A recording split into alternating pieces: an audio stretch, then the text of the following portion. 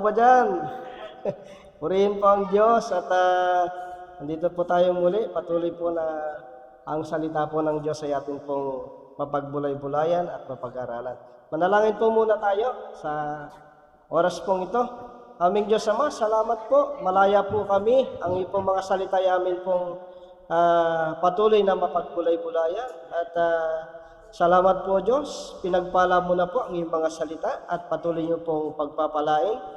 Samantalang kami patuloy na nagbubulay-bulay po nito. Dadaluyan lamang po ako ng ipong mga mensahe, mga salita. Ang mga labi ko po ay magiging kasangkapan niyo po upang ipahayag ang ipong mga mensahe aming Diyos. Salamat po, ito po ang aming panalangin sa pangalan po ng aming Panginoong Jesus. Amen and amen. Palakpakan po natin ang ating Diyos. Praise God. Salamat po sa Lord sa mensahe niya sa araw na ito sa ating mga buhay. Kung kanina ho yun, yung habang nag-share ho si Pastor ho ng salita ng Diyos, hindi ko na kaya magsalita nun. Iba ho ang dating ho sa akin pagka ganyan hong parang medyo sentimental ang ho. Hindi na ako makapagsalita ho nun. Anyway, dahil sa lalim ho ng biyaya ng Diyos, pag-ibig ng Diyos na kanya hong ipinakahayag na bakit nga ba kailangan siya'y maghirap pa po ng kanon. Pwede naman tayong kuhanin na lang. Baguhin, sige. Ganun ang paraan ho ng Lord. Talaga hong atin na lang hong parangalan at ibalik ang pagpapasalamat. Okay, sa salita po ng Diyos sa oras pong ito, dito po sa aklat po ng Mateo, ang talinhaga tungkol sa mga asik, chapter 13. Akin ang babasahin at ganito pong sinasabi. From verse 1, noong ding araw na iyon, si Jesus ay lumabas ng bahay at naupo sa tabi ng lawa. So, pag binasa ho natin from chapter 12, ibig sabihin may mga ginawa siya nung araw na yon at dito sa atin hong binabasa ho na ito, nung araw ding yon, ganito naman ho ang sunod na kanyang ginawa. So, lumabas po siya ng bahay at pumunta ho sa tabi ng lawa. Ilan ho sa mga paliwanag ay probably ito po doon sa bahay ni Pedro. Tapos ito po ay lawa po ng Galilea. At dahil sa dami ng taong lumalapit sa kanya, sumakay siya sa isang bangka at doon naupo. Tumayo naman sa dalampasigan ang mga tao at sila'y tinuruan niya ng maraming bagay sa pamamagitan ng mga talinghaga. Ganito ang sinabi niya. Kung ilalarawan ho natin sa atin hong isipan, yun hong lugar, meron ka tabing lawa, tapos may bangka ho doon, tapos maraming tao. So parang maganda yung setup, parang kapag ho tayo ho ay nag-conduct ho ng tinutukoy ng mga crusade, nagpapaalam ho tayo sa mga munisipyo, sa mga plaza. So, prepared na ho yung mga bagay. Pero dito, nakakatuwa ho yung pangyayari na maraming tao dyan, talampasiga. Tapos si Jesus ang ginawang stage ay yung bangka.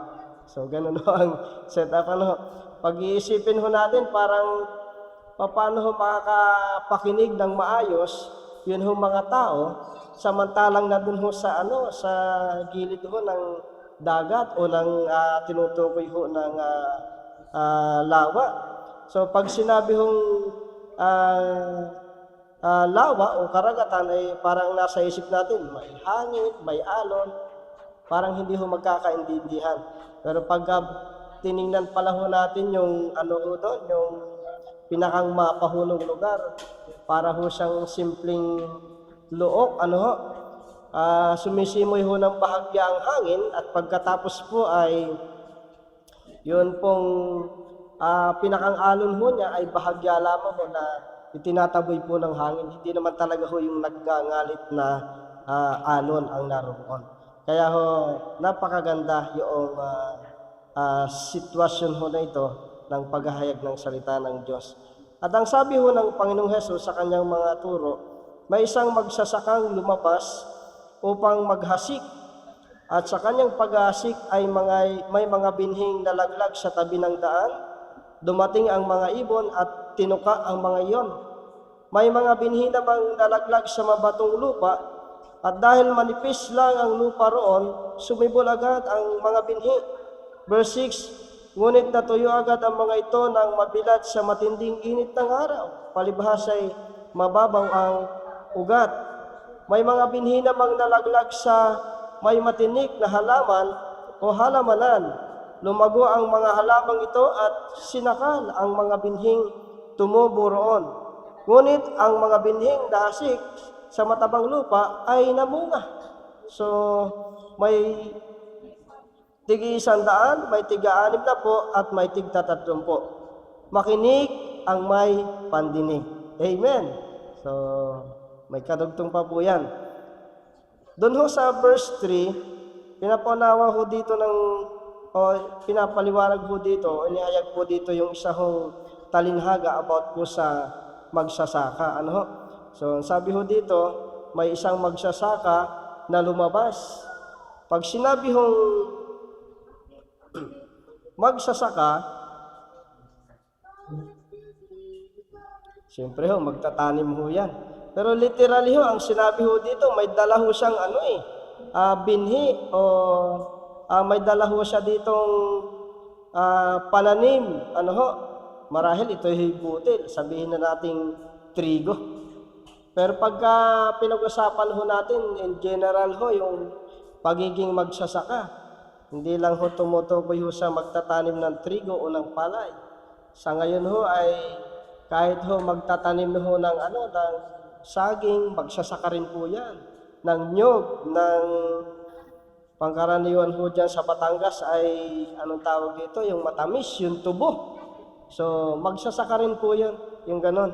Kahit nga ho yung pag pinalawak po natin sa general term, magsasaka. Kahit po yung mga, yung may mga palaisdaan, nagha-harvest din, magsasaka rin. Oh. So, yun ho ay malawak ho na yung general term ho ng pagiging magsasaka. Kaso ho, specific yung sinabi dito, na merong magsasaka, may daladala ho siyang butil, at sa kanyang paghasik, sabi doon, una ho ay meron hong nalaglag na butil doon ho sa daanan. Anyway, ang pag-aaral po natin ay atin pong pinabagatang House to Response with the presentation of the gospel. Ano ho? Okay. Paano po ba yung pagtugon doon sa presentation ho ng salita ng Diyos o ng mabuting balita? Okay. Doon ho sa aming probinsya, talaga hong lupa ho dun kasi bundok. Hindi katulad dito sa atin, mga simentado na, wala nang lupa. Ang dumadaan ho talaga doon, halimbawa pupunta ka ng kabilang barangay, lupa ho talaga, lalakarin. At hindi lang ho tao ho yung naglalakad doon, pati ho mga hayop. Siyempre, halimbawa, may aalamin ho na baka, kalabaw, iuuwi ho, dadaan ho. So, yung lupa ho ay tumitigas. So, pinapaliwanag dito na yung butil na nalagdag doon sa magsasaka ay doon sa daanan. So, ibig sabihin, matigas po yung lupa. At ang sabi doon ay hindi nakatubo siya. At ang sabi doon ay merong uwak, merong ibon, nakita. At pagkakita ho ay tinuka ho agad o dinagit yun hong binhi na nakita. Sa verse 5 ay may mga binhi namang nalaglag sa batong lupa, at dahil manipis lang ang lupa roon, sumibol agad ang mga binhi. Ngunit natuyo agad ang mga ito nang mabilad sa matinding init ng araw, palibhas ay mababaw ang ugat. Kasi may mga karanasan din naman ho tayo sa mga pagtatanim. Halimbawa ho yung mais, masarap ho yung tanim ho sa medyo malambot ho ang lupa. Tapos po aararuhin ho yan. Halimbawa ito hong kabuuan ho ng ating lugar na pabahay. Sabihin na ho natin mga 3 hectares po ito, aararuhin po yan. Palalambutin po yan at saka dudurugin para mainam ho na taniman. So, yun ho ay katangian ho ng mais. Pati ho yung luya, yung luya ho eh. Mainam naman ho itanim niya sa mga ilalim po ng puno ng niyog o sagingan. Aararuhin po yan. Kasi gusto ho niya yung medyo parang may lilim. Tapos yung pagkatapos yung itanim ho yung mga luya, lalagyan ho yan ng mga dahon ho na tuyo na ng niyog.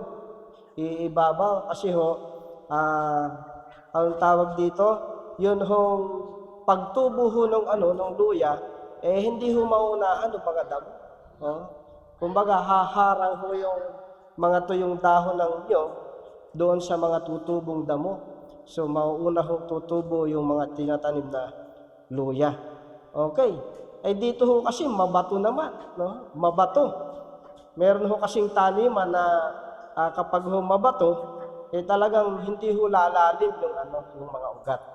Pag dumating ho yung tag-ulan, mababaw, tutumba ho yan. Kung yun po ay nyog, kung yun ho ay kawayan, kung yun po ay saging. Tutumba po yan. Dito ho ay madali hong tumubo kasi mababaw ho siya. Kaso nga lang, inabot ho ng summer, tag-init. Okay. So, madali rin ho siyang natuyo. Yun ho ang paliwanag po dito sa atin hong binasang talinghaga.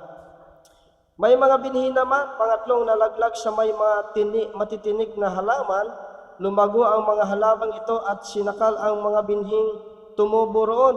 Ang term ho dito ay matitinik, lugar na may matitinik na halaman. Sa ibang salin po yan, mga dawagan po kami ho, ng mga bata noon, pag ho naglaro ho kami nung taguan, alam niyo po ba yung taguan ho na laro? Wala hong pakialam kung susuot kami sa damuhan, makapagtago lang ng maayos, kahit ho matitinig yan, pag uwi ho namin, ang dami ho nakasabit dito, mga tinig ho ng mga halaman. Punong-puno yung mga damit namin, ng bunga ho ng damo na pag dumikit din ho sa balat, pag tumama ho sa balat o na sagi, didikit din. Kaya galit na galit ho yung magulang ho namin. Sabi ho dito may binhing nahasik doon sa dawagan at ang sabi doon, tumubo naman ho yung binhi, kaso nga lang, mas mabilis ho na tumubo rin, yun hong dawag. So sinakan, na ilaliman, na daganan ho yun, tumubong binhi. Sa verse 8, ngunit ang mga binhing nahasik sa matabang lupa ay namunga. So meron naman hong lugar ho palang talagang napakainam na taniman. May tig-100, may tig-60, at may tig-30. Makinig ang may pandinig. Sa atin ho kasing lugar, pag sa mga probinsya, halimbawa ho ito'y kabilang bundok, tapos kabilahong bundok. Ang term ho niyan sa subject dati, geography. Doon ho, sa babaho na yun, doon ho napakainan na taniman. Tapos may daloy ho na tubig.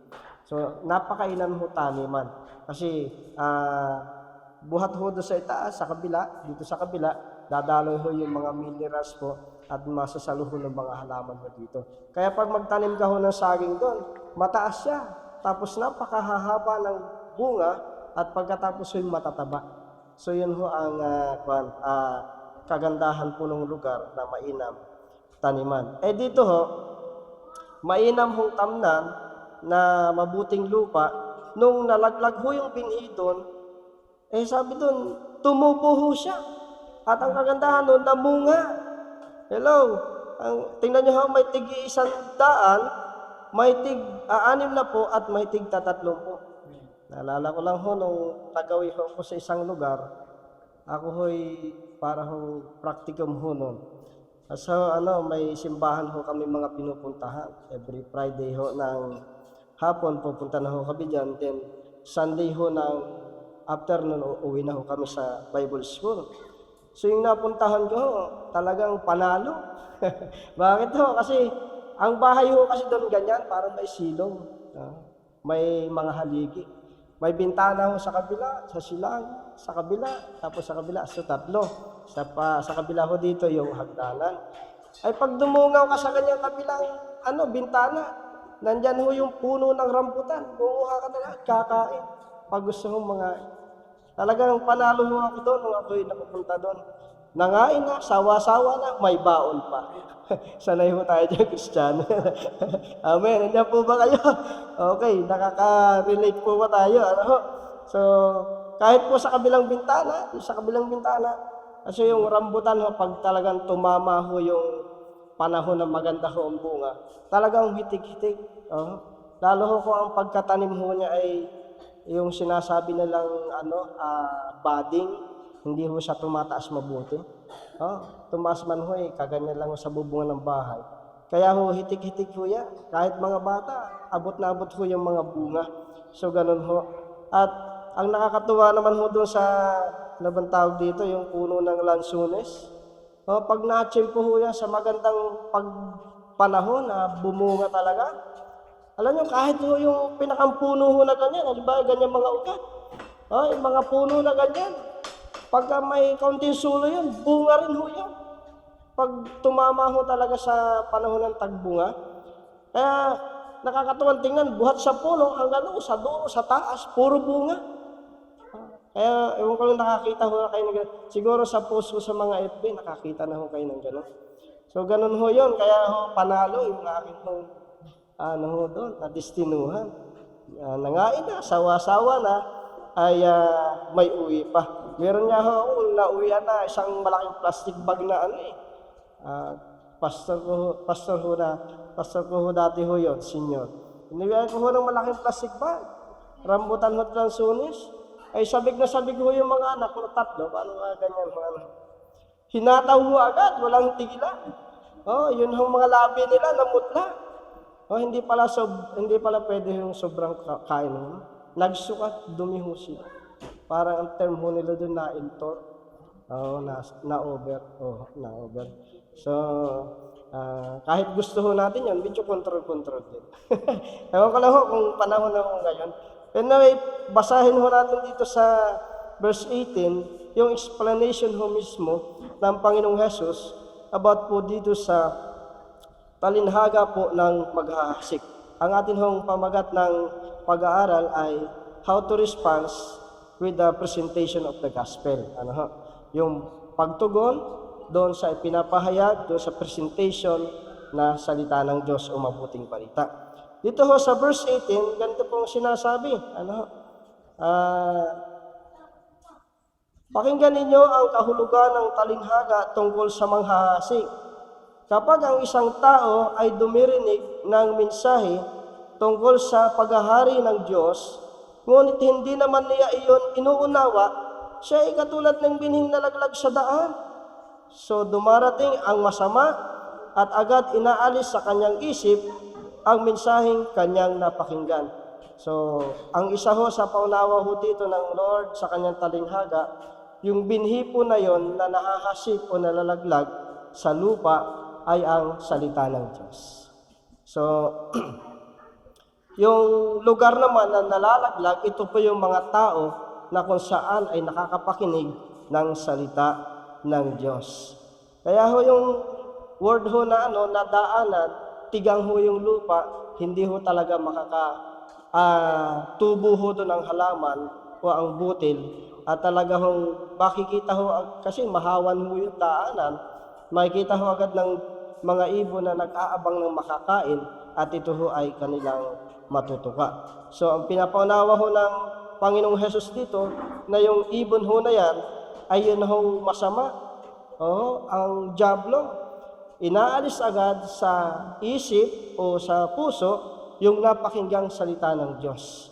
Okay. Dahil po tigang ay walang pagkakataon ang salita ng Diyos ay magkaroon ng bunga sa buhay ng tao pong ito.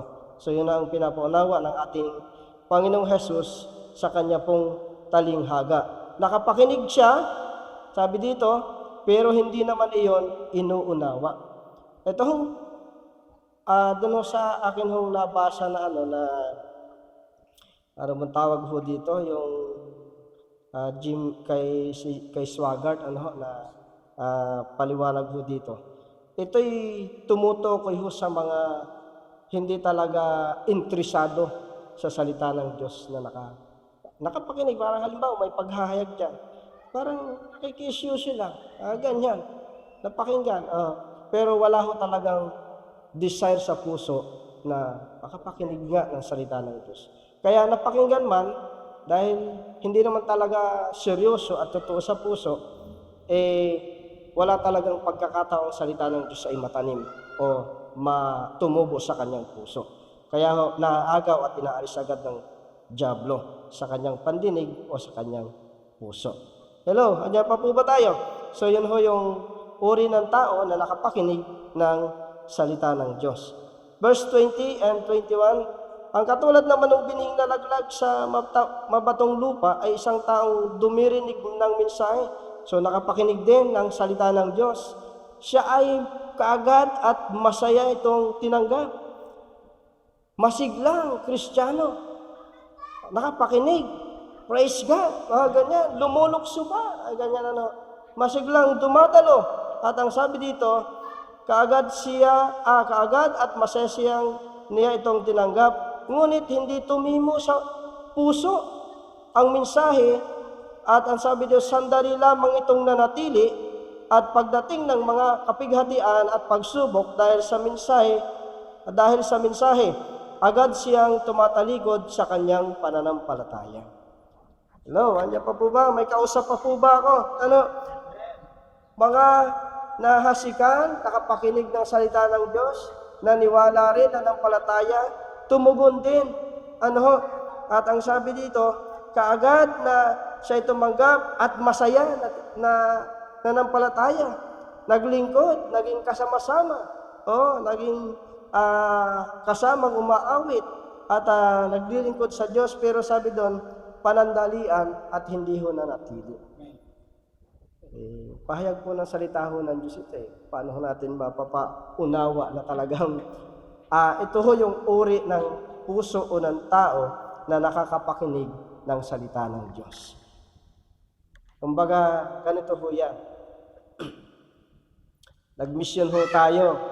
Ganyan, na-invite natin. Kasama ho natin naglingkod. Kaso, pagdating ho ng mga ilang buwan, ay unti-unting nakatanggap na nakaranas sa mga pagsubok. Medyo kinapo sa pinansyal. Kaya kahit linggo hahanapin ang pagkita ho ng pananalapi. Saka na muna po, busy po. Ganyan nadagdagan pa, nagkaroon ng karamdaman, yung isa sa pamilya. Ganyan, Tapos, isa pa, may nakausap na kamarites. Magkasamin ba sa ganyan mga born again? Mamalasin lang ang buhay mo, mga ganyan. Na-audio ka na, lahat na. At ang sabi dito, yung salita ng Diyos, hindi ho nanatili na sa kanyang puso. Hello? Okay. Ang binhi naman na hulog sa may damuhang matinik na halamanan ay naglalarawan ng mga taong dumirinig, nakapakinig din ng salita ng Diyos. Ngunit dahil sa pagkabalisa sa maraming mga bagay at pagkahumaling sa kayamanan, ang mensahe ay nawala ng kuwang sa kanilang puso at ito ay hindi nagkaroon ng bunga sa taong iyon. So, ang tinutukoy po na na ito, talinghaga, ito po ay tumutukoy po sa presentation ho ng salita ng Diyos, ng gospel. At ito hong pangatlo ho dito, nakapakinig din siya, desire din siya sa kanyang puso, kaso lang, hindi naman nawala sa kanyang puso ang mga bagay na ukol sa mundo. Nandyan din sa kanyang puso. Yung salita ng Diyos, yung paglilingkod sa Diyos, pero nandun din, hindi naman nawala yung bahagi na ukol sa buhay sa mundong ito, na mas higit niyang pinapahalagahan. Kasi dito yung dawag mas naging tawag dito, mas naging malago kaysa dun sa binhi na kanya hong natanggap na salita ng Diyos. Hello? So, may mga Kristiyano na nampalataya, nakapaglingkod, pero mas priority yung mga bagay na ukol sa buhay sa mundong ito. Wala namang masama kung ito ay sa pangkabuhayan. Ito ay para sa kinabukasan. Kaso nga lang, ito ang paliwanag ho ng Lord Jesus, na sa mga nakakatanggap ng salita ng Diyos, mas nagiging prioridad yung mga bagay sa buhay sa mundo. Hello? Andiyan po ba tayo? Okay. So ang katulad naman nung binhing na pasik sa matabang lupa ay ang mga taong dumirinig, nakapakinig, inuunawang mabuti ang mensahe, inuunawang mabuti. Kaya't ito ay namunga ng sagana. Hello? At ang sabi dito, may tig 100, may tig 60, at may tig 30. Parang tulad ho nung mangga ho doon sa may puno ng simbahan. Pag ho yung inamulaklak, talagang napakabango. Ang daming mga bis, yung mga bubuyog. Maiingay sila kasi napakabango. Huwag lang ho tamaan ho ng malalakas na hangin kasi mauubos ho yung pinakang magiging bunga ho doon. Ang mangyayari ho doon, pagka ho maganda ho talaga, halos hitig-hitig ho sa bunga. Lahat ho ng sanga, kahit ho yung sanga pinakamaliit sa puno sa baba, ay mamumunga. Ngayon, pag inunawa ho natin, ito yung Kristiyano o isang tao nakapakinig ng salita ng Diyos, tumanggap sa salita ng Diyos, inunawa, isinapamuhi ang salita ng Diyos, ngayon po siya'y nagagamit ng Diyos pang malakasan. Amen. Nakukuha po ninyo. Ginagamit na ng Diyos sa pagpapaawit, ginagamit pa ng Diyos sa paghahayo, ginagamit pa ng Diyos sa mga musical instrument. Lahat na ibig sabihin naging mabunga ang salita ng Diyos sa kanyang buhay. Kaya may mga sasabing, yung kapatid na yun, ilang taon at ilang panahon na, parang hindi pa nagagamit ng Diyos. Yung kapatid na yun, kailan lamang pero tingnan mo, nagagamit ng Lord. Nakaka-bless naman ang buhay. Kung ano ipagawa sa Kanya, ginagawa niya para sa Lord. Yun yung nagiging mabunga ang salita ng Diyos. At bukod pa sa ron, siyempre may inunawa rin mo tayo na nasa Galatians, yung bunga ng banal na Espiritu ay nasa Kanya pong buhay. Okay, madaliin po natin how to respond with the Word of God or presentation of the Gospel. Una ho ay hunger and thirst. Kinakailangan ho meron ho tayong pagkagutom at pagkauhaw sa salita ng Diyos. Titingnan ko lang ho sa Amos chapter 8 verse 11. Okay. Ganito po yung sinasabi po ng Amos chapter 8 verse 11. Sinabi ng Panginoong Yahweh, darating din ang araw na papairalin ko sa lupain ang tagutom. Magugutom sila ngunit hindi sa pagkain. Mauuhaw sila ngunit hindi sa tubig, kundi sa pakikinig ng aking mga salita. So, yung pagkagutom, yung pagkauhaw sa salita ng Diyos, kailangan po natin sa ating puso. Upang tayo po ay makatugon doon sa pahayag o sa salita ng Diyos na atin pong napapakinggan. Okay, awit 63 verse 1, nandyan po ba? Basahin nga natin sa...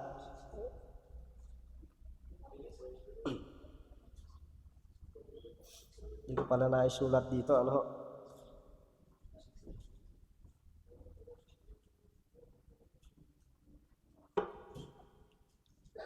Minsan po sa atin hong mga buhay, may pagkakataon ho na tayo po ay, kumbaga para hong busog ka naman. Umiinom ka naman ng tubig. Parang ganyan, kumakain ka, nakakapagpahinga ka. Pero sa buhay mo, parang sa kalooban mo, parang may hinahanap ka pa.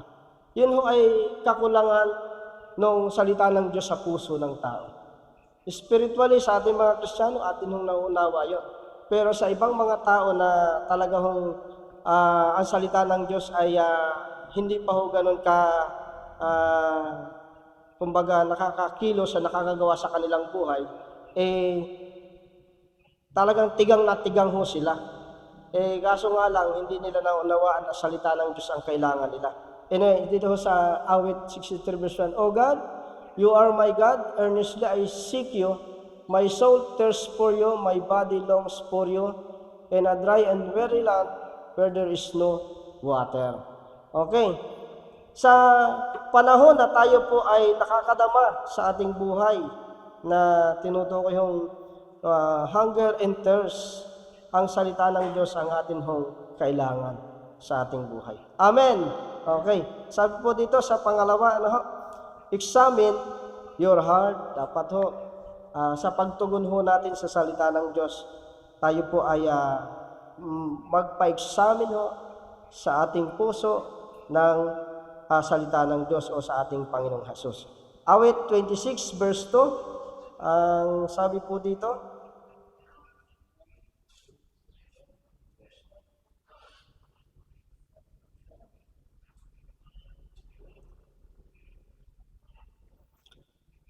Test me, O Lord, and try me. Examine my heart and my mind. So, pinaliwanag po yan. Sabi, Yahweh, ako'y siyasatin mo at subukin. So, isip at puso ang sinabi, hatulan mo ang aking iniisip at ang aking mga hangarin. So, yung salita ng Diyos ay nagpapaunawa na i-examine natin ang ating puso, ang ating isipan, sa harapan ng ating Diyos. Kinakailangan natin na makatugon sa kanyang mga salita o sa presentation ng salita ng Diyos sa pamamagitan po ng ating pagpapa-examine ng ating puso at isipan sa ating Diyos. So, madali na natin sa sunod, accept the truth. Dapat tanggapin natin yung katotohanan. Okay. How to respond with the Word of God or the presentation of the Gospel, atin tanggapin yung katotohanan. John 8:32, you shall know the truth, and the truth shall set you free. Kinakailangan nating maunawaan, atin malaman ang katotohanan, at ang katotohanan ang magpapalaya po sa atin. Okay, sabi ng John chapter 14, verse 6, sino yung katotohanan? Ang Panginoong Hesus ang siyang katotohanan. Amen. Nandiyan pa po ba kayo? Palakpakan niya natin ang ating Diyos. Ngayon pag naalala ko nung nag-mission minsan doon kay na Brad Emmanuel, bago kami umuwi at natapos, yung isang mama doon ay nagtanong. Kasi may pumupunta doon ganitong simbahan. 2, 3, 4, kami yata 5 o 6 nung kami nag-share. Ang sabi ng mama alin ba ang totoo? Sino ba ang totoo? Sino ba ang tama? Ganyan. Isa dito kinakailangan kapag na pakinggan natin yung presentation ng salita ng Diyos, tanggapin natin yung katotohanan. Ang isang tao na kung saan talagang sa puso niya ay naghahanap ng katotohanan, ako'y naniniwala, masusumpungan po niya ang Diyos. Kasi sabi ng Matthew chapter 7, sabi, di ba, humanap tayo sa Kanya, at tayo po'y makakasumpong. Manalangin at tayo po'y tutugunin niya. Humingi tayo at tayo po'y bibigyan. So, kapag ang mga tao ay totoong naghahanap ng katotohanan, ng salita ng Diyos, kapag napakinggan na ito, tatanggapin ang katotohanan. Ay, hindi niya na masasabing sino ba ang totoo at sino ba ang katotohanan. Parang nung kami rin dati noon nagbahay-bahay, house to house evangelism. Yung isang mama talaga ang sabi sa akin, Brad, ka-interrupt lang. Kasi sumimba na ako sa ganitong simbahan. Ganyan. Sinasabi nila, sila ang tama, sila ang totoo. Sumimba na ako sa ganitong simbahan. Pero sabi niya, siya ay Katoliko daw, sabi niya. Pero sabi, wala, pare-parehas lang. Wala rin, gano'n. Talagang, kahit na simbahan na daw niya ang lahat ng simbahan, parang nagsasabi rin lang na sila rin ang tama. Kasi doon sa simbahan din niya, yun din ang tama. Nakukuha po ba natin, ang tao na ito, hindi pa talagang, kumbaga, sa pagkilos ng Diyos ay nakakatugon sa biyaya ng Diyos ng pagkabukas sa katotohanan. So sa atin pag-aaral na ito, yung pagtugon natin sa salita ng Diyos, dapat kapag pakinggan natin ang katotohanan, tanggapin na natin ang katotohanan. sa atin pong mga buhay. Amen. So, dalawa na lang ito. Madali natin. Realign your way of life. Dapat, pag nakapakinig ho tayo ng message, ng salita ng Diyos, ayos na ho natin yung ating buhay. Kung may mali tayong nakikita sa ating buhay, i-realign na ho natin. Kung ito ho yung way of life ho natin yan, parang napapaibang daan na ho tayo, bumalik ho tayo sa tamang daan. Tayo ay tamang daan. Okay. Dito lang ho sa awit 139.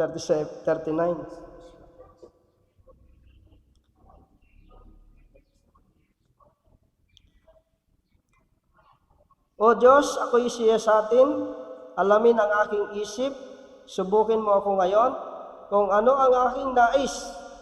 Kung ako ay hindi tapat, ito'y iyong nababatid. Sa buhay na walang hanggan, samahan mo at ihatid. So, ito hong bahagi ng salita ng Diyos na ito, hinahayaan niya na subukin ang kanyang puso, ang kanyang isip, ang kanyang layunin, at ang kanyang pamumuhay, ang lakad ng kanyang buhay. So, kung namamali na, ay ihahatid siya. Hinahiling niyang gabayan siya at ihatid patungo doon sa buhay na walang hanggan. Amen. Nakukuha niyo po ba? So, ang salita ho ng Diyos, nagpapaunawa ho na sa atin na kapag ito ho'y napakinggan ho natin, kung may mali sa atin hong lakad ng pamumuhay, i-realign na ho natin ang atin hong lakad ng buhay. Amen. Kahit yung desire ng ating puso, yung hangad ng ating puso at isip, i-realign ho natin sa ating Diyos sapagkat ang salita ng Diyos ay nagpapaunawa ho sa atin. Amen. Okay, panghuli na ho dito, trust in His Word. Dapat kapag ho tayo nakapakinig ng salita ng Diyos, katotohanan ng salita ng Diyos, at mga pangako ng salita ng Diyos, tayo po ay magtiwala. Doon ho sa verse 20 na atin hong verse, sabi ho dito, nasa na ba yun? Nagtago na. Okay.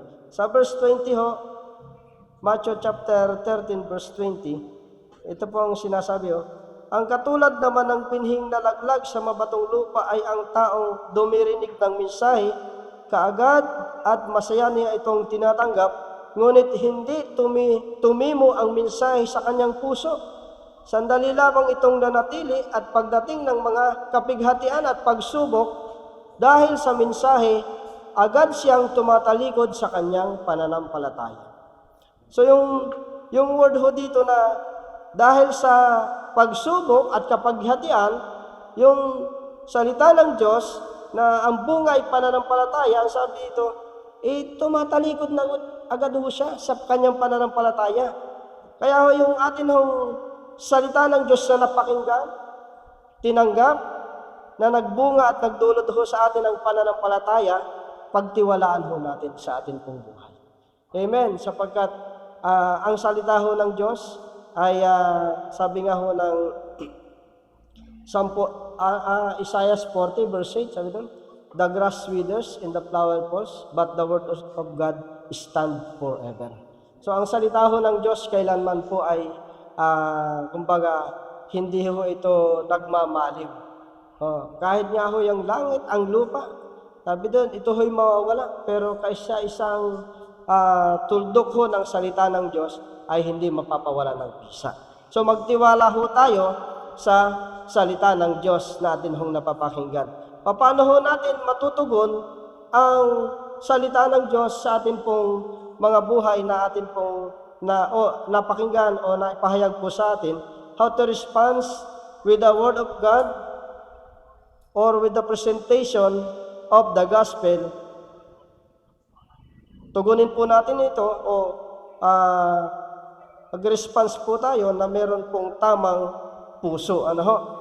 So, nilagyan lang ho natin ng acrostic po yung word po na heart. Ano? Kaya medyo mahaba-haba po tayo. So, response with the presentation of the gospel with right heart. Hunger and thirst for God's word. Examine your heart. Then, accept the truth. realign your way of life. At ang sa panghuli po ay trust in His Word. Sa atin hong mga buhay, mga kapatid, lalo na ho sa mga taong kumbaga wala pa hong tunay ho na pagkakilala at pananampalataya sa ating Panginoong Hesus. Alam niyo po na sa lahat po ng ating nararanasan, ito man ho'y mga problema ng buhay, mga kawalan, nagdapon-dapon na, kahit mga karamdaman, mga kaguluhan, tapos kulang pa ho sa budget. Pag nakita pa ho yung pagtaas ng mga bilihin, talagang sa salita ho ng Diyos, ito ay mangyayari at mangyayari. Pero kapag ang isang tao ay natutong tunay na duminig sa salita ng Diyos, natutong sumampalataya at tumanggap kay Jesus, si Jesus po ang katugunan sa atin po mga buhay. Tumugon po tayo sa atin nung salita ng Diyos na pakinggan na meron hong tamang puso. Papuri po ay sa ating Diyos po.